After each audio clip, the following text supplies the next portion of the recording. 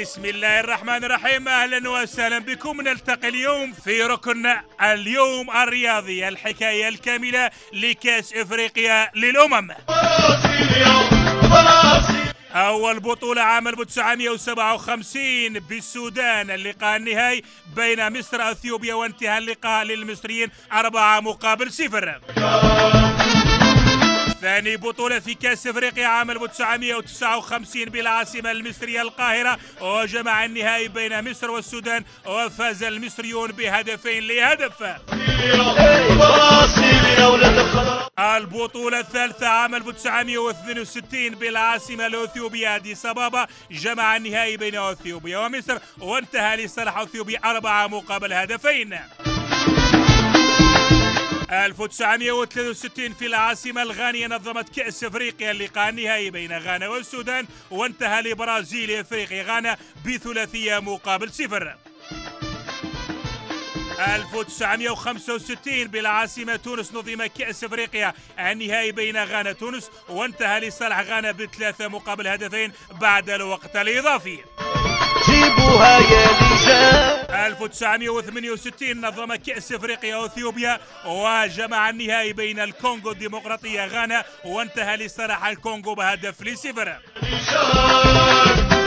1970 نظمت السودان كأس إفريقيا، النهائي جمع بين السودان وغانا، وانتهى لصالح السودان ب2-2. 1972 بالكامرون، والنهائي جمع الكونغو مع مالي، وانتهى لصالح الكونغو ب3-2. 1974 بالعاصمة المصرية القاهرة، اللقاء النهائي في كأس إفريقيا بين الجزائر سابقا وزامبيا، وانتهى بالتعادل 2-2، وفي لقاء معاد لصالح الجزائر ب2-0. 1976 في العاصمة الأثيوبية أديس أبابا، والنهائي بين المغرب وغينيا، وانتهى لصالح المنتخب المغربي في لقاء معاد ب0.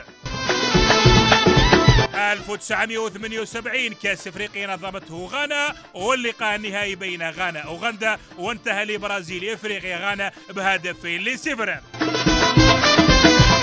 1980 في العاصمة النيجيرية لاغوس، لقاء نهائي بين نيجيريا والأفناك، وللأسف خسرنا ب3 نظيفة أمام النيجيريين.